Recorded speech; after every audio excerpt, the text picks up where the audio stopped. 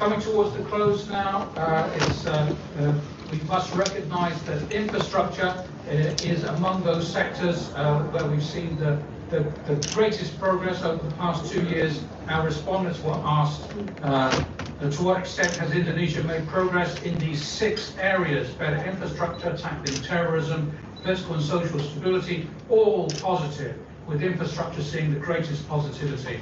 Bureaucratic efficiency, again, we have concerns there.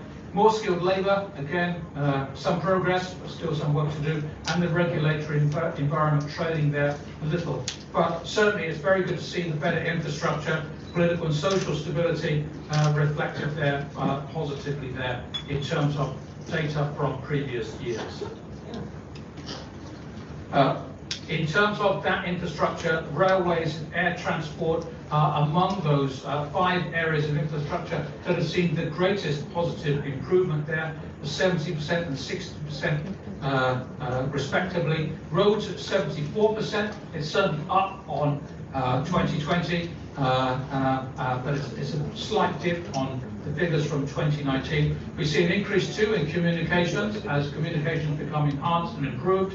The utilities too are up, and water transport is neutral on the previous data. But certainly railways, no surprises there with the Jakarta-Bandung railway being the first.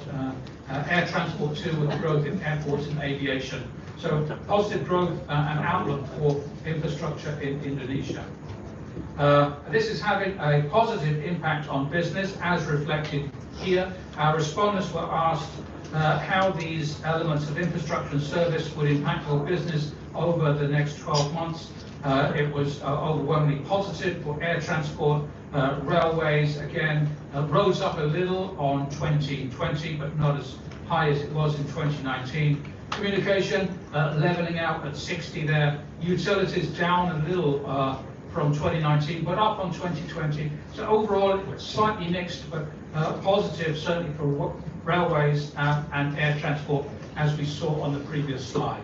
So a lot of support here for businesses and infrastructure. Across the region, in terms of the ASEAN Economic Community, what impact will that have on your business? Well, we are seeing, I highlight these 2 areas, in the enhancement of competitiveness and dynamism of ASEAN SMEs.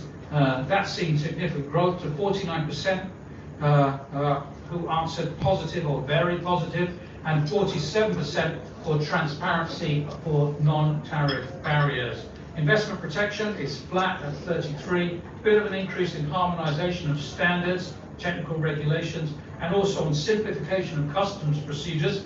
Well, that's just taken a hit in recent weeks. We've yet to see how that will pan out. But certainly in terms of these key areas, it's heartening to see this progress in ASEAN, of which Indonesia is the largest individual economy.